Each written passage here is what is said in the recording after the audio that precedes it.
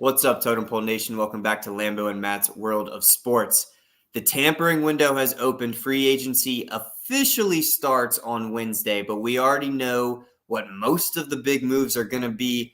And good Lord, has it been an eventful day. I can't tell you. I was driving home today from up in D.C., and every, couple minutes, I'm getting an alert on my phone.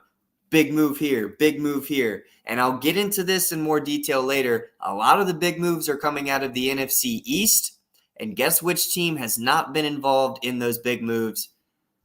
My Dallas Cowboys. I'm sure you could imagine my feelings on that. You're not going to have to. I'll tell you later. But before we do all of that, make sure to visit TotemPoleNation.com for some gear. Support the boys. Our socials are scrolling in the ticker below if you wanted to drop us a follow there. Shout out to Sideline Sports Network as always, and make sure to like, comment, and subscribe. Let's get into the big moves that have already been made in the NFL right now.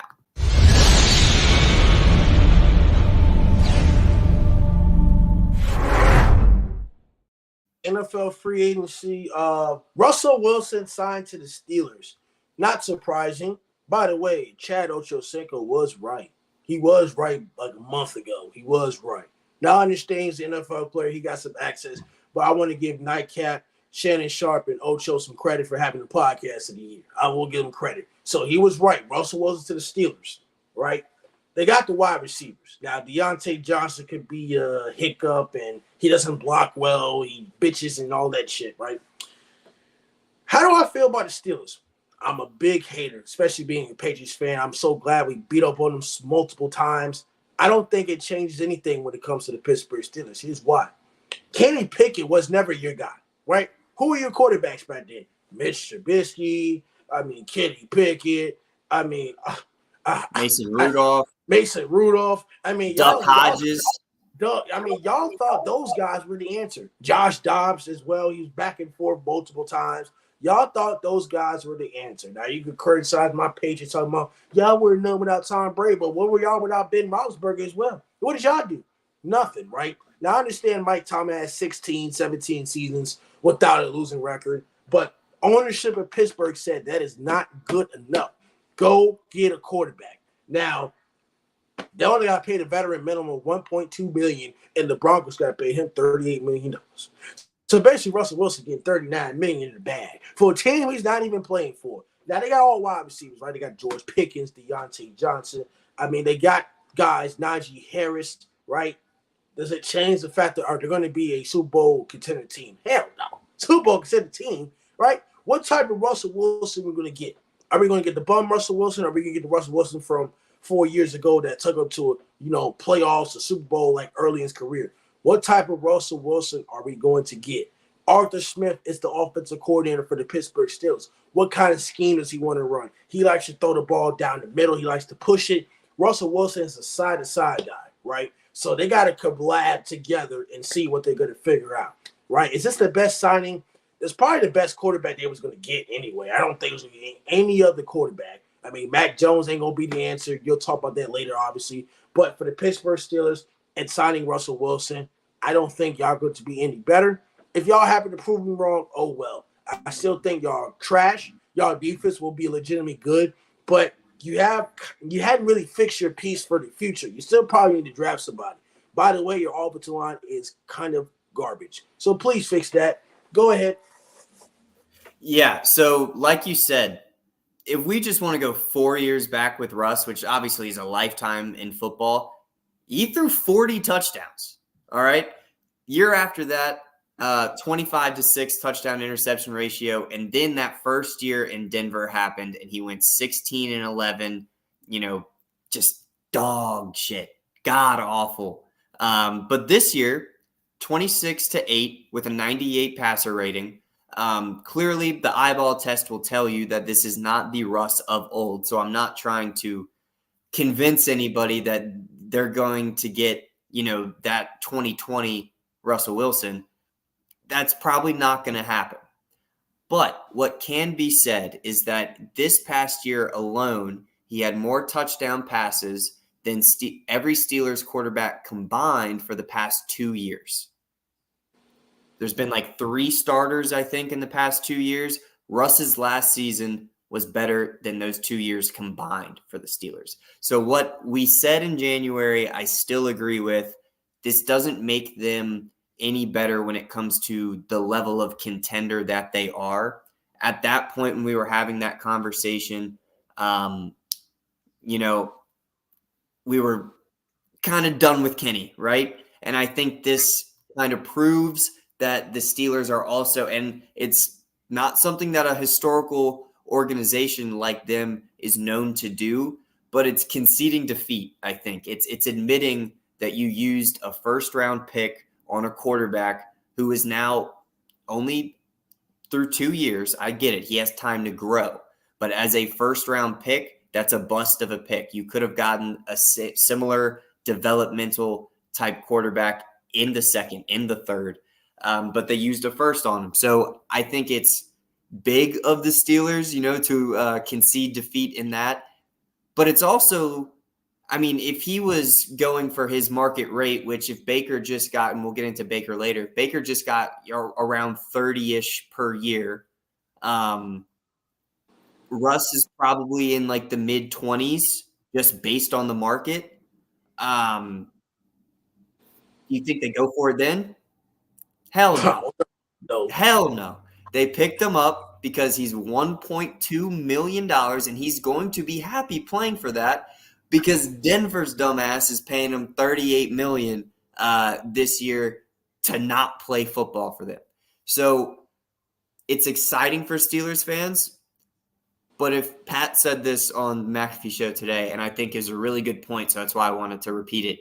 If the reason that you're excited about your new quarterback, the leading reason, is because he's cheap, it doesn't seem like your optimism is super high, So I think Steelers fans are already kind of under that same thought umbrella that we are. I have one of my buddies is a diehard Steelers fan. I've been texting him about it. He hates it. He does not like the move. But he also knows that Kenny isn't the answer long-term either. So as a bridge quarterback, a guy to mend the gap between the next franchise QB and right now, I think based on what was available, unless they wanted to trade for Justin Fields or make a run at Kirk Cousins, which obviously wasn't going to happen. He's way too expensive. This was kind of best case scenario, unless they traded up in the draft, which the Steelers are not known to do. So I agree with you. This doesn't really make them too much better. I think they'll have a winning record again. I bet that they'll be in the playoffs, but we got to think, the AFC North, barring injuries, is again going to be one of the best divisions in football if Joe can stay healthy in Cincinnati. We'll obviously have to see what goes on with T. Higgins and everything, but we can't just put them to the side because Joe was hurt this year. That's still one of the best teams in the NFL. They're still just a couple years removed from a Super Bowl appearance. And I just think the Steelers are going to have a tougher road to get to 10 wins than they did this past season.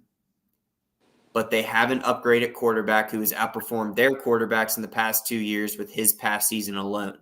So it's up, it's upwards, but it's not a sharp incline. It's more of like we're skating along. We're getting a little bit better. Those are my thoughts on it. It was a big move for sure. Definitely a crazy move to get this thing swinging, but I don't know if it really moves the needle for me. What does kind of move the needle for me is the Jaguars making some serious moves. Obviously, up until week 12 last year, they were the 1 seed in the AFC, and then we just saw a collapse like we haven't seen in a while. And people like to compare it to what the Eagles did last year, and I'll say this: I hate the Eagles, but I'll give them credit. Their collapse was nowhere near as bad as the Jacksonville Jaguars collapse. From 8-3 to 9-7, or 9-8. They missed the playoffs. After being the 1 seed over halfway through the season. So they had some stuff to figure out. Now, obviously, Trevor being hurt 3 separate times in 3 consecutive weeks, not going to help you out, but they had holes all over that team that started to come to light the more you went. Obviously, Christian Kirk, groin injury, can't really do anything about that. Calvin Ridley was up and down. He wasn't very consistent. We'll have to see what he does. I don't think we've heard about that yet. And the offensive line was Evan Ingram did well, but They signed Mitch Morse, the Bills center that got cut because of cap-saving reasons. 2-year, $10.5 million deal, $7 million guaranteed. But what we have to remember when we're reading these numbers, we don't know shit until like a couple weeks down the road when the actual contracts are given to us and released. All this happened last year, and it's, I'm sure, happening again today. The numbers that we're seeing, the guaranteed and all this stuff, when it actually gets broken down, it's like, oh, well, this much is virtually guaranteed, or this much is, guaranteed if you do this. It's like, no, that's called an incentive. That's not a guarantee. Virtually guaranteed is like what that Packers pick from the Jets was supposed to be, that first round pick. They're like, oh, that's a virtual guarantee. You know why? Because Aaron's going to play the whole year. He played 4 snaps. That virtual guarantee went away. Same thing can happen.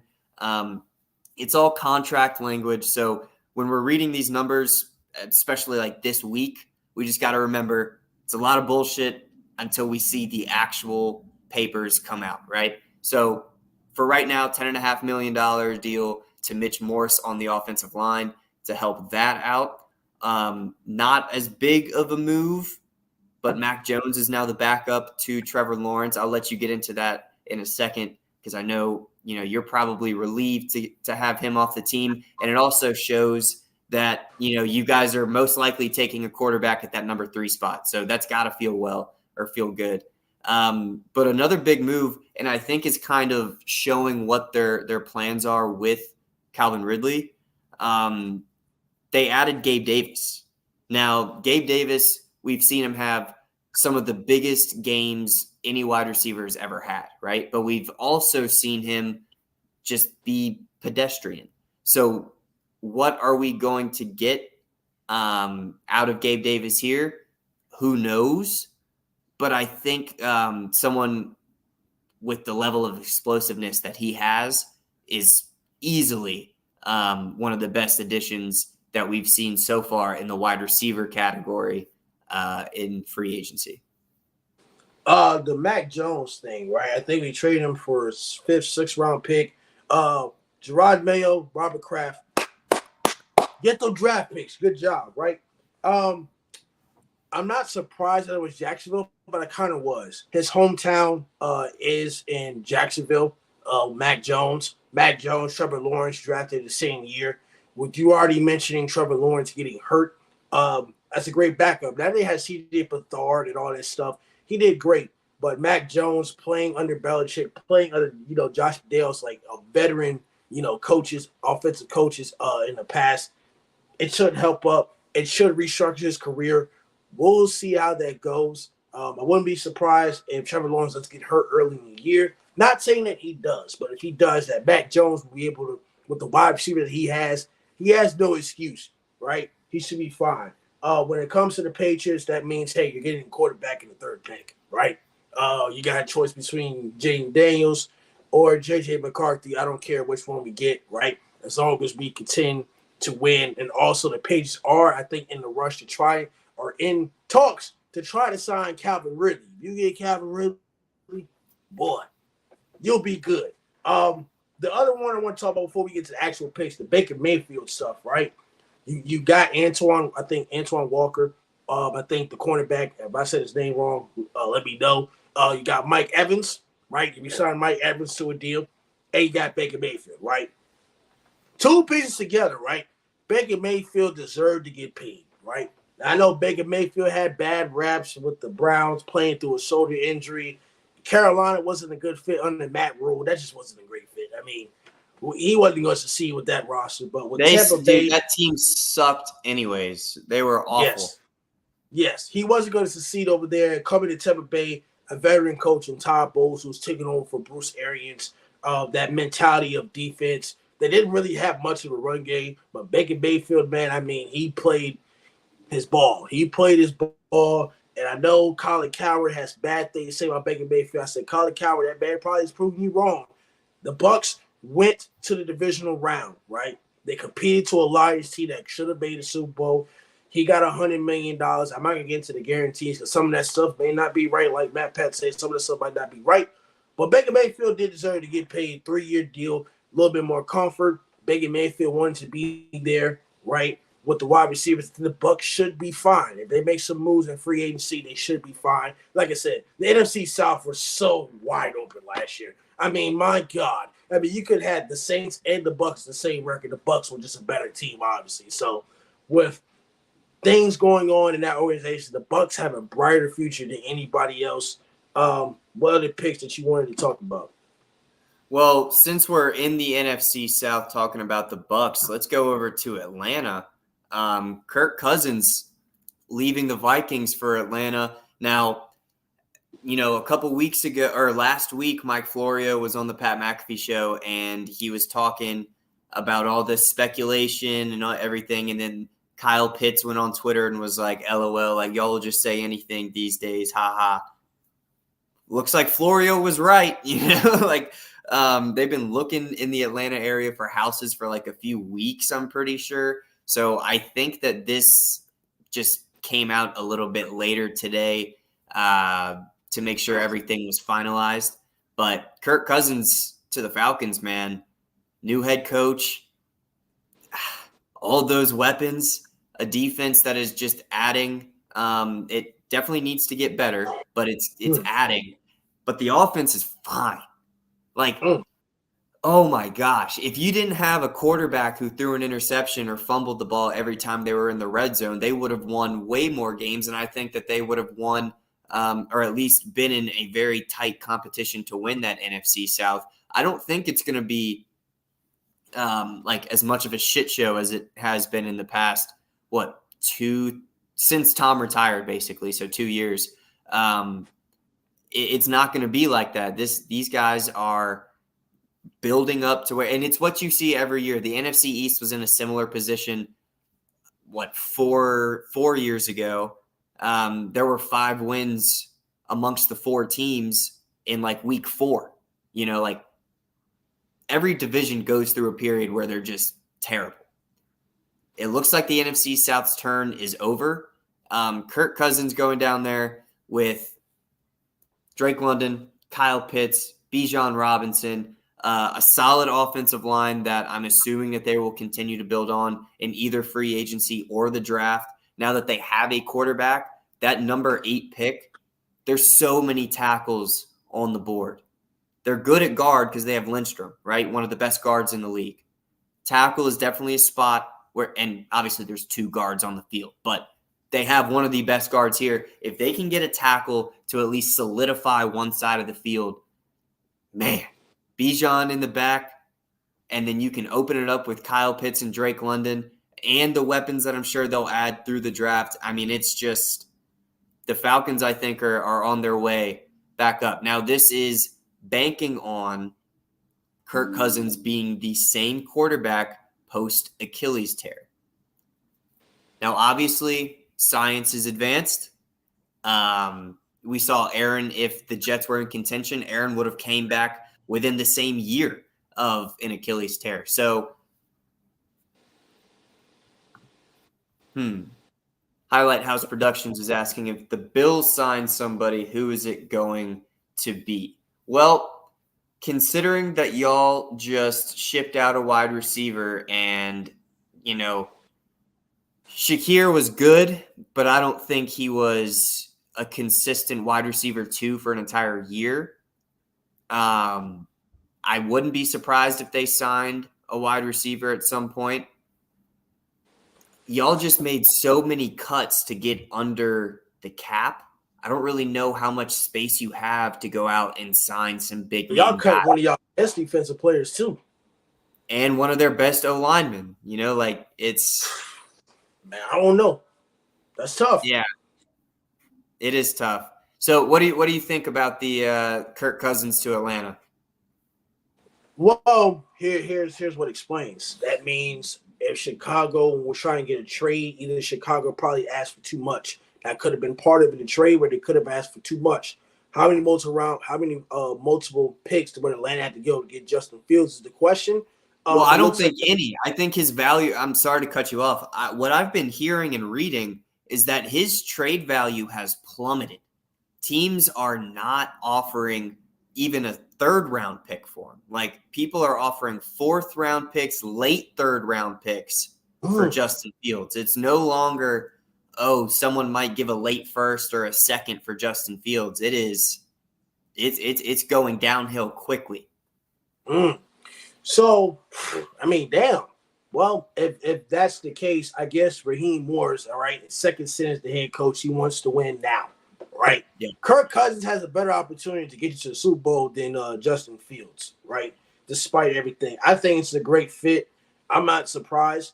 Now the money, Kirk Cousins with the franchise tags back in Washington, the money he got with the Vikings, he was the franchise tag king.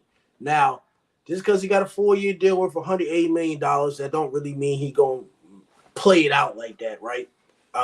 It could be fully guaranteed, but I don't think post Achilles that Kirk Cousins is going to play for 4 years. I'll give him maybe 2.5. Well, not you can't play 2.5. I'll give him two, maybe 3 years, right? Just because of so many hits that take on your body, right? How good is that offensive line for the Falcons, right?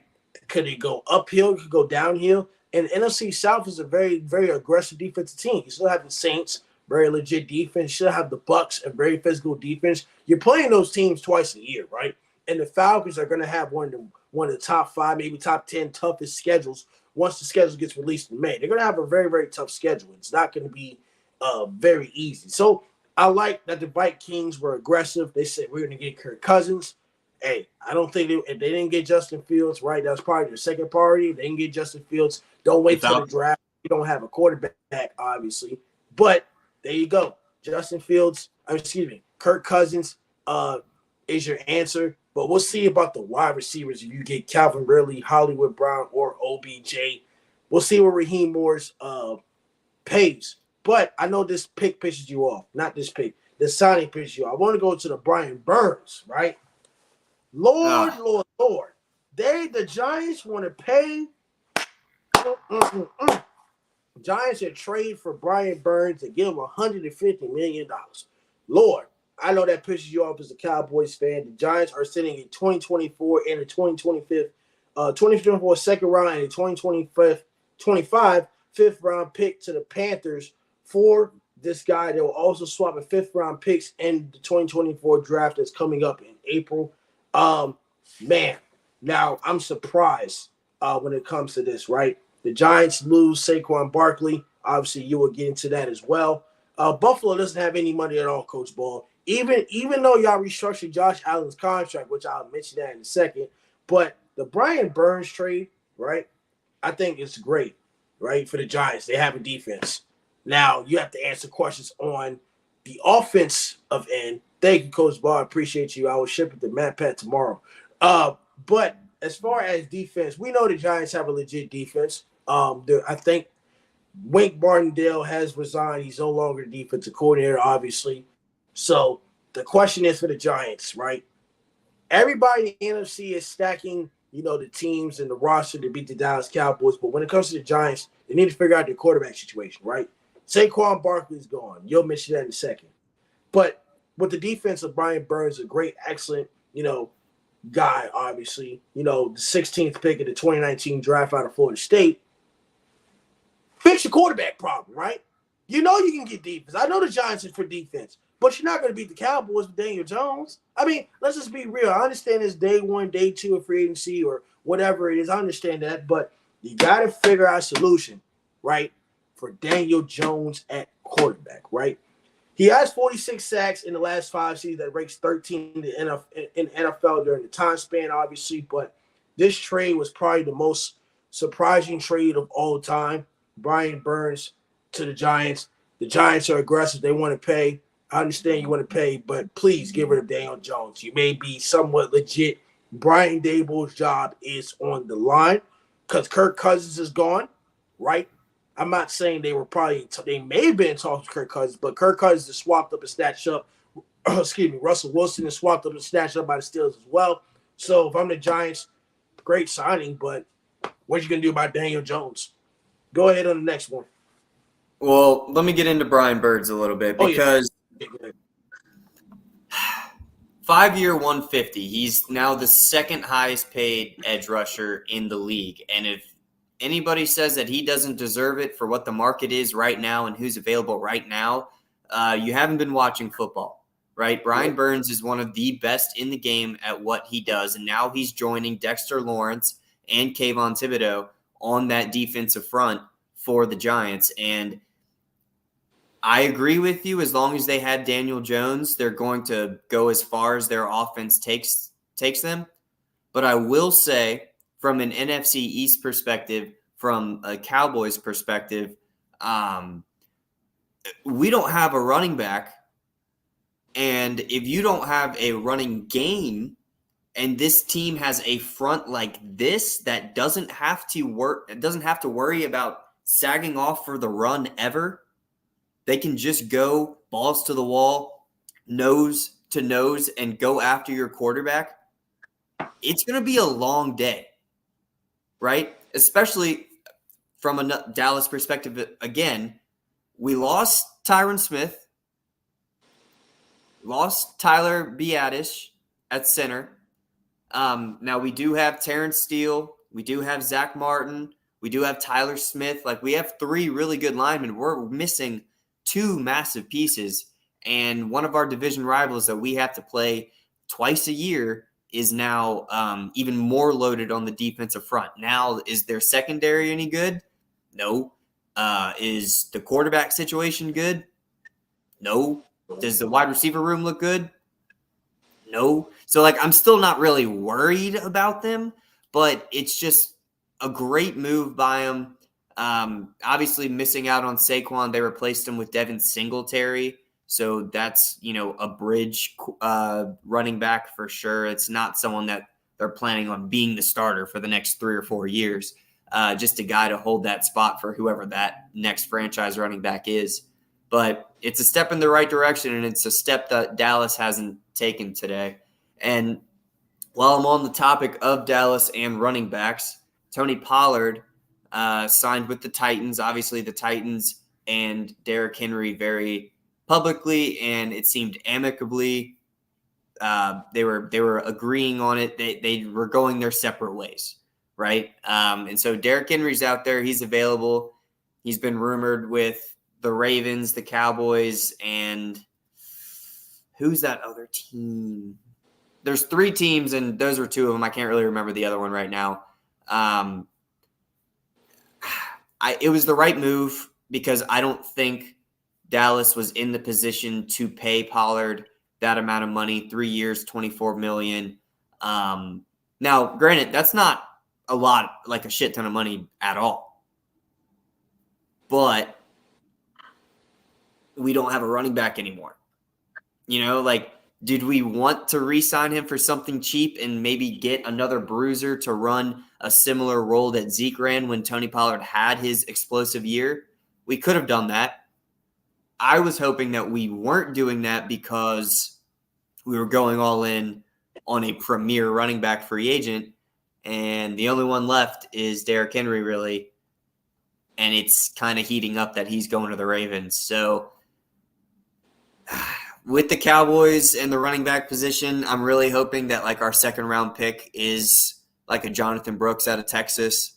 Because if not, I don't know what the hell we're going to do. Moving on, let's stay in the NFC East because this is, I'm not going to spend too much time on this. The Eagles re-signed Landon Johnson on the offensive line, one of the best tackles we've seen in the past decade. But the Commanders signed 2 guys from Dallas's team. Like I mentioned, center Tyler Biadasz, who wasn't, the best center in the league by any means, but he was a solid offensive lineman for sure. And defensive end Dorrance Armstrong, who in the past 2 years has 16 sacks. if you're taking 8 sacks away from our defense a year, that's less to focus or less to distract people from Micah. As much as we like to use him as a chess piece, we've used him less like a chess piece in recent seasons. So it's just limiting what we're going to be able to do next year so much. Because if we still had a consistent 4 that you could cycle out on, run down, pass down with Micah going back up to the linebacker and roaming or covering, like that, we don't have that flexibility anymore. Mozzie Smith, we have no idea what he's going to be on the interior. DeMarcus Lawrence obviously is a dog on the end. I think he got robbed of some all-pro selections this year, but that's neither here nor there. The point is, these teams in the NFC East, and we'll get to the Eagles as well, these teams in the NFC East are making big-time moves, and Dallas is not. Saquon Barkley to the Eagles, bro? Are you kidding me? We saw what they did with DeAndre Swift, who at one point had, the best yards per carry and maybe the most yards in the league. Obviously, that fell off after a certain point. But guess who is a similar style of player to DeAndre Swift, but just 10 times better? Saquon freaking Barkley. He's a guy that can be used as a gadget guy. He can catch. Obviously, his first year, he had 1,000 receiving yards, right? Or damn near. So, a weapon like that being added to the Eagles when we've already seen what they can do with a similar type back that wasn't as good is just scary. Obviously, they secured one of the best tackles in football to make sure the offensive line remains good. They're going to have to replace Jason Kelce. But, yeah, I'm waiting for Dallas to make a move. And if not, man, I'd never burn a jersey unless something crazy happened. But eventually, man, I'm going to have to start pulling a Skip and throwing away my hats. And that's an exaggeration. I'm not going to be actually doing that shit. I'm just so mad at the Dallas Cowboys. You know what? Fuck it. I'll go into my rant right now, and then I'll let you take the rest because I'm going to talk a little bit. The Dallas Cowboys have been stuck in this cycle, and it's not even mediocrity, right? We've been stuck in this area of almost for almost 10 years. Take out Dak's injury year where he broke his foot and we had 3 quarterbacks play, and that was the year that the NFC East was shit. Take that out. We've been in this stage of almost for about 10 years. And I can say as a 23-year-old Dallas Cowboys fan, I'm tired of the only thing I'm able to draw my pride from for being a Dallas fan are Super Bowls that I wasn't alive to see. I'm tired of it, dude. This is they're the most valuable sports franchise in the world. And we can't win. Not even win a championship. We can't even get to the NFC championship, dude, since I've been alive. 23 years I've put my heart, soul, tears into, watching this team, supporting this team, defending this team from all the shit talk that you obviously get as a Dallas Cowboys fan. And I understand what comes with that. I get it. But good Lord, man, when are we as a unit? I think most Dallas fans are at that point now, but most Dallas fans are also idiots that, want to get rid of Dak and all that. I'm not even going to get into that. But I think most people are aware at this point that when it comes time to free agency, we're not going to do a damn thing. And what has it gotten us? 12-5, 12-5, 12-5. Second round exit, first round exit, second round exit, second round exit. I don't care that we're winning a playoff game a year. I don't care. We beat Tom Brady in the wild card round, and that is probably not even probably. That is the best thing that I can remember of the past 8 years of being a Dallas Cowboys fan is winning in the playoff round in the wild card round against a 45-year-old Tom Brady. Like, that's it. That's all. And besides that, I get to talk about Dez not catching it, even though he did catch it. I get to talk about, like the wasted talent of Tony Romo and Jason Witten and DeMarcus Ware and Miles Austin and Dez Bryant and what seems to be like the wasted prime of Zeke. He was the best running back in the league for about a year and a half, 2 years. Statistically, like, you can't argue it. That's how it was.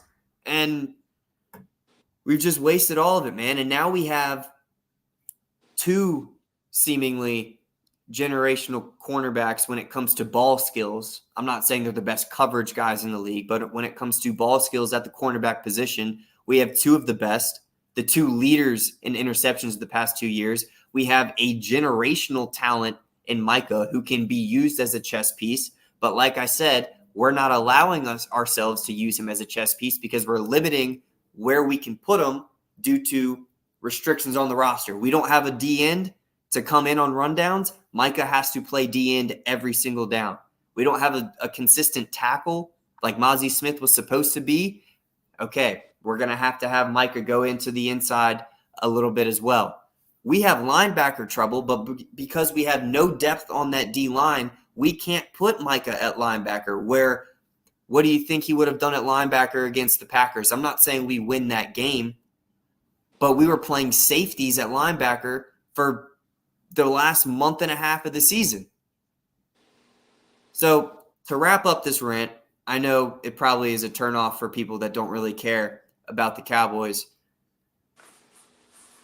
but please, Steven, Jerry, I don't know how much say Mike really has in it, but Mike, make a damn move. Help your fans out. I cannot continue to go on games that I wasn't alive to see. I need to see something. I care about this team too much for us to just be going out in the divisional round every year, in the wild card round every other year. I can't do it, dude. It's so infuriating. Take the floor because I could go for an hour. As far as the NFC, I think the last thing NFC for right now is the Packers adding Josh Jacobs and releasing Aaron Jones. Now, you're speaking on running backs. If I'm Jerry, Mike, go ahead and maybe get Aaron Jones, right? If you can't get Derrick Henry, go get Aaron Jones. Get the person that beat y'all, right? So adding Josh Jacobs, I'm not surprised that Antonio Pierce didn't want to pay Josh Jacobs. I think Josh Jacobs will fit perfectly with the Green Bay Packers, especially what Jordan Love is doing. They need more of a run game, obviously, but Josh Jacobs is a little bit younger than Aaron Jones. Now, I know they may be the same, they may be wrong, but as far as injury history, Aaron Jones has been a little bit of an injury-prone running back as well. So I think this is a great signing. I'm not very surprised about the signing, to be honest with you. But I think at the end of the day, as far as running backs, you're not getting as much love as they should be. But I think this is not a bad deal when it comes to the Packers. Going back to the Bills, Coach Ball said Buffalo has no money. Well, as of now, the Bills have restructured Josh Allen's contract. They created about $17 million in cap space for 2024 season. Now the cap charge is about $30 million, right? They restructured the contract, but when you're paying Stephon Diggs, that money, a wide receiver, you're still paying Von Miller, right? I think he's under. He took a pay cut. Von Miller took a pay cut. Okay, well, he's still under that contract, even though he did take a pay cut. You signed a lot of guys. I know you got rid of Tre'Davious White, you got rid of your center, you got rid of everybody. But the question do I have for the Buffalo Bills, despite restructuring Josh Allen's contract, is the window for the Bills Super Bowl ending? They had multiple chances to get to a Super Bowl. Multiple chances, right? I think they had multiple chances to reach the AFC Championship game, right? They hadn't gotten there. They always had the team. They always had the roster. But the Buffalo Bills have been falling short, and I think that window is slightly closing. We'll see how long Diggs stays in Buffalo. Josh Allen's going to be there as long as Josh Allen's going to be there. But at the end of the day, Sean McDermott, you're going to have to draft. You're going to have a great draft of defensive guys because I swear to God, all those guys you just released, Buffalo might be another 9-18. When it comes to Derrick Henry, we'll see about that, Coach Ball, if they even get Derrick Henry. We will have to see because the Cowboys still going to have to pay CeeDee Lamb, and you still got to pay Michael, and you got to pay Dak Prescott again because he got to restructure the contract for Dak Prescott because the new year of the money could possibly end up at $60 million. So we will see about that when it comes to the Dallas Cowboys. I don't know. Jerry Jones is all talk until he makes things happen. Do you have any other picks that you want to get into or other signings? A little bit. So the Vikings are at 12 in the draft, right? And now that Kirk is gone, all this hype, and now I'm not agreeing that it's the right move to make. Oh, Coach Ball, you know better than that, brother. You know Zappy? Zappy ain't starting for the Patriots. We just signed Jacoby Brissett. Well, I think he's going to be the starter maybe for like half the year, but I think you guys are taking Jaden Daniels at 3. And I think that's who they're gonna roll with going on. Zappy, though, I think he's lucky he didn't go to the chopping block. But today was the first day of all this shit, so we have no idea who's going to get cut, who's going to get picked up other places. I don't think Zappy's going to be that guy. Although you guys did just re-sign like one of your only good offensive linemen today as well for a pretty big contract. So that's solid. At least you guys are getting your priorities straight, unlike my team. So I wanted to stay in the NFC, talk about the Vikings. I don't think that it's necessarily the right pick, but I think just based on the way that the draft is most likely going to go, I do ultimately think it's going to be quarterbacks going at 1, 2, 3. And that's not a hot take, but I know some people are talking about trading out or when is Marvin Harrison Jr. going to go. I think he'll be a Cardinal. I think he's going to help out, Kyler Murray over there. Regardless, the Vikings are at 12. J.J. McCarthy, I think, is going to be picked at that 12 spot. Now, when the mock draft stuff first started happening in like mid-February, he was kind of like an early second round pick. And now with, all the draft, pre-draft hoopla that goes on, people move up and down like crazy. And as of right now, in a lot of people's mocks, he's going in the top 20. I think the Vikings need a quarterback. That doesn't necessarily mean that they're going to start him right away. But with Gardner Minshew on the Raiders now, and like you said, Jacoby Brissett back with the Pats, there's not really a whole lot of options for who they are going to start at that QB spot next year. I don't think any of the backups they played are long-term fixes. That's a pretty easy thing to see from what we saw on the field. Defense, though, was god-awful at certain points, right? I mean, just one of the most explosive offenses in the league when they were healthy. Didn't matter. The defense was not doing them any favors. Pretty sure Danielle Hunter is out with the Vikings as well, but they add a linebacker from the Texans in Blake Cashman on a 3-year, $25 million deal. He had 106 tackles last season. They're adding Andrew Van Ginkel from the Dolphins, that long-haired dude, dog, 5th-round pick, but he was graded as the 7th best edge rusher according to PFF, which, depending on who you talk to, PFF can be seen in different lights. But regardless, he is regarded as one of the top edge rushers in the league, which is good, especially after losing Danielle Hunter. And then also Jonathan Greenard getting added to that, or Greenard, however you say his last name, getting added to that defense as well. The Vikings, I feel like, Kevin O'Connell is going to get guys open on offense, right? So they're going to need someone to get the ball to them. But that defense needed help, and I think they're doing everything in their power to add the help that they need. Now I'm going to look for Xavier McKinney going to the Packers. That's big. Their secondary was kind of up and down as well. Because remember, we talked about at one point, their secondary on paper should be one of the best in the league. And it's always talked about how their defense is going to take that next step. And obviously, they found a way to take that step against Dallas in the playoffs. But throughout the season, we didn't see that consistently. Adding Xavier McKinney to the safety room and just that DB group as a whole is huge. 4 years, $68 million. So we'll have to see what the guarantees are. Obviously, we talked about it a while ago. We have no idea what the guarantees are at this point in the game, but it's a good move, man. It's a good move. And then also, I think this kind of with the reunion that you wanted to see with Jim Harbaugh and Blake Corum, Gus Edwards signed with the Chargers today. I think that's going to be their number one guy if he can stay healthy, obviously. But when he is healthy, he has one of the best yards per carry in the league, and he's a dog. So that's the addition for the Chargers. And I think, luckily, it keeps Derrick Henry out of the Chargers' realm as well because they already made a commitment to a running back.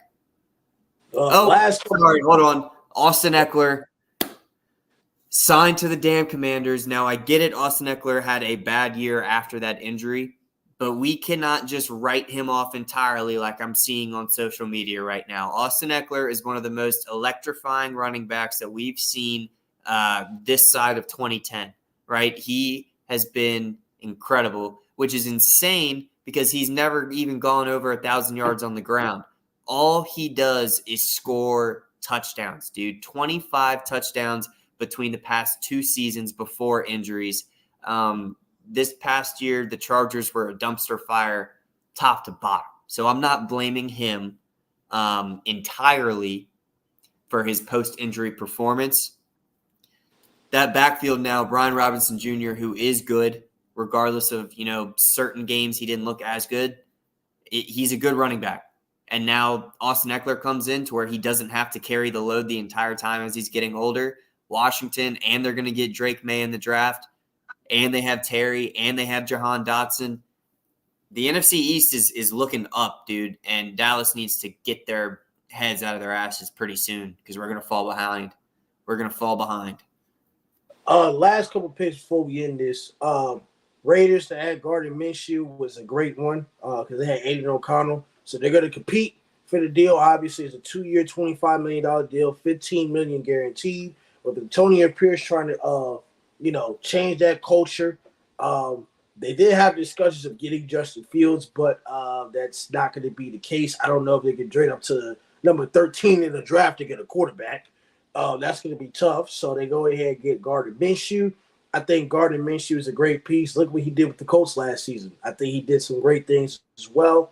The Bucs trade Carlton Davis to the Lions. Obviously, they'll get a 3rd-round pick in the 2024 draft. The Lions will get a 6th-round pick in the 2024 draft and a 6th-round pick in the 2025 draft as well. He was going to hit about $14.3 million against the salary cap. And the contract on the final year, obviously, they had 3 years to avoid the deal through 2027. By the way, for Carlton Davis, he's missed over 16 games in the past 3 years because of injury, which is not good, obviously. So that goes to there. Leonard Floyd goes to the 49ers, right? Not a shock. He was with the Buffalo Bills last year, and now he's with the 49ers. Look at that. Getting defensive guys, right? 49ers are known for getting defensive guys. They've been to the Super Bowl, right? 2 of the last 3 seasons or 3 of the last 4. I mean, he went to the NFC Championship game and went to the Super Bowl, right? They got a defensive coordinator. I don't know what the issue was with that. The 49ers cornerback Isaiah Oliver is signed with the Jets, okay? We know the Jets has defense. Robert Saleh, former 49er that took a player from his former team when he was defensive coordinator. But the question under that is Aaron Rodgers, right? Now, the wide receivers, right, of the 49ers, they paid everybody on defense. Jawan Jennings, right, the restricted free agent. So any team that wants to sign him, we need to create an offer. The 49ers refuse. to be willing to give up a second-round pick to land him. So either he could stay or he could go. We'll see how that goes as far as that. When it comes to anything else, I think the Bucks decided not to pick up Russell Gage, which means he'll be a free agent. They signed Mike Evans, obviously, but not picking Still up have Russell Chris Gage. Godwin. They'll have Chris Godwin. Russell Gage won't be there as well. Anything else as far as the Patriots, I don't know if I talked about it too much, but signing Jacoby Brissett as far as a veteran, he might be a starter for about 7 games. And then we go to Jaden Daniels, J.J. McCarthy, whoever we want to pick, Drake May. We'll see how that goes. I think it's a great signing by Gerard Mayo, obviously, getting a veteran that's been in the system before. I think the Patriots will be fine. We'll see how this goes as well. The Dolphins did sign center Aaron Brewer. They needed a center. Like I said, the offensive line of the Dolphins did fall apart towards the end of the season in the playoffs. Like I said, I still think that Tua is the weakest link on that team. And final thing before we close it out, the Browns signed Jordan Hicks, the former Vikings linebacker. Obviously, the Vikings are losing everybody, right? Go ahead. The Browns also, you mentioned this earlier, traded for Jerry Jeudy. So they now have Amari Cooper and Jerry Jeudy as a 1 and 2. I think, he was a Jag. Steven Smith was right. All right. I said Steven. Steve Smith was right. He was playing like just a guy out there. Now he's in a position to where we saw quarterback play go up. Now, obviously, that was with Joe Flacco, not Deshaun. So we'll have to see how that translates. But a guy like Amari Cooper, who's going to attract the amount of attention that he does every single week, can do nothing but help Jerry Jeudy in his production. One more thing. The Panthers made a big signing on the offensive line today. 5-year, $100 million God, I can't talk. 5-year, $100 million contract to Robert Hunt from the Dolphins. Bryce Young got sacked the second most in the league last year, so it's good to see them making moves to protect their number 1 overall pick. Well, that's a lot of free agent signings we just been through. Like I said, it's been day 1. So Seriously. We'll get into multiple signings by the end of the week. I mean, we can talk about this for 3 hours. We're not going to go through all of these signings. So there's going to be more and more every 2 minutes. So that would just be like homework, right? So this is Lambo, Matt's World of Sports. Don't forget to like, comment, and subscribe to Total Pole Nation. Get up to 120K subscribers by March 31st, which is my birthday. We want to thank you, Silent Sports Network, for the platform. Y'all have a great night, and please take care.